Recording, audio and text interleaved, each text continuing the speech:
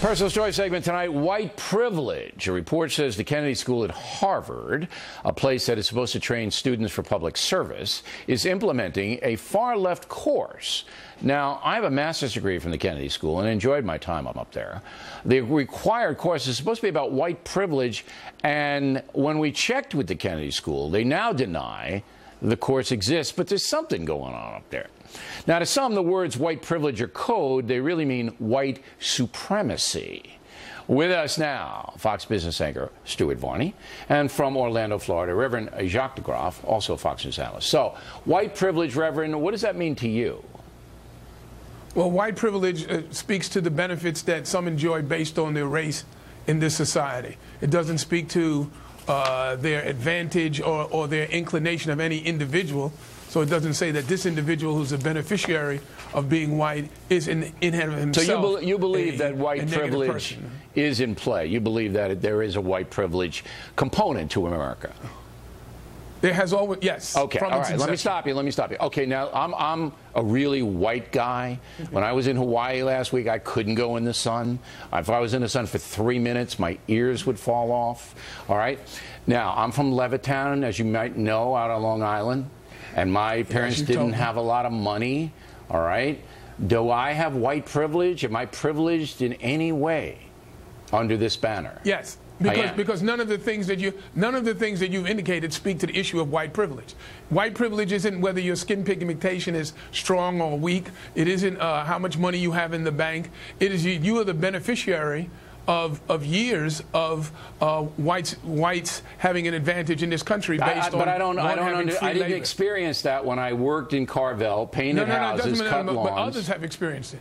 Others experienced it. All right, Again, it's not a question of whether you're a good person or work hard. I'm going to have to exempt myself under that white privilege banner. But here's a guy who absolutely is a white privilege poster boy, Stuart Varney.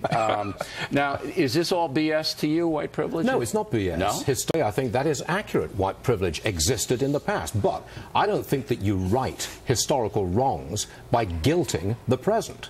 This white privilege idea is divisive. Teach a class in that, and you are dividing that class. Well, they want to dividing America. These radical students, and that's who was driving. Now, I don't know whether I don't believe the Kennedy School is going to do this, all right, because now we're on it, and it's very bad publicity for them to do it. But the original intent of the course was to check white privilege, to check it, which means to attack it. That condescends. No, it means that's not what it means. I'll get to you, Reverend, but let Varney go ahead. I think that condescends to the people in the audience, to the people in the class. It takes no account of individual activity, individual response. All right, Reverend, you say? But as I understand it, what they were attempting to do and what students have been calling for was in particularly a place like at the Kennedy School, which teaches and deals with people who are going to be setting public policy, is to do a critical analysis of white privilege. Well, it's they not a had social the word, program, we want to check and it's not intended to make anyone feel guilty. And why would you feel guilty if you haven't done anything wrong? Well, look, when I went up to the Kennedy School, there was a whole bunch of stuff that you could choose to take. This was supposed to be a mandatory course. Now, I think that would be folly, and I think you do too. You can't have a course based on skin color, white privilege. I mean, that in itself is inherently racist, and they'd be foolish to do it, right?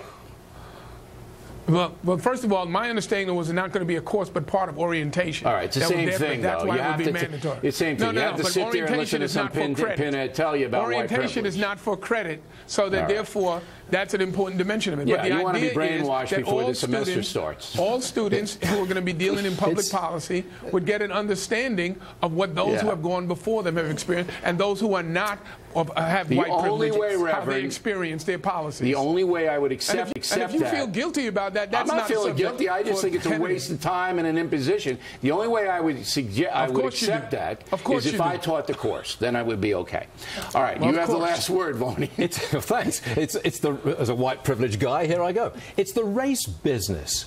At it again. Always looking to the past, always being divisive, never looking to the present and the future, and how we are making progress in America more than virtually any other country in the world. Wait a minute.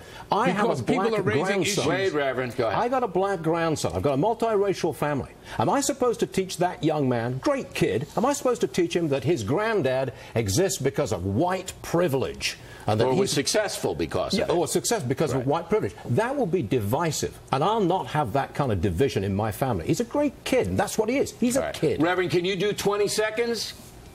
I certainly can. Go. I think that the question of where we are in America today still keeps coming up with Don Sterling, Cliven Bundy. If we can look ourselves in the mirror, put our guilt aside, and look to the future, we can reach the promise of America. All right. Very good debate, you guys. I appreciate it very much. Play more as the factor moves along this evening.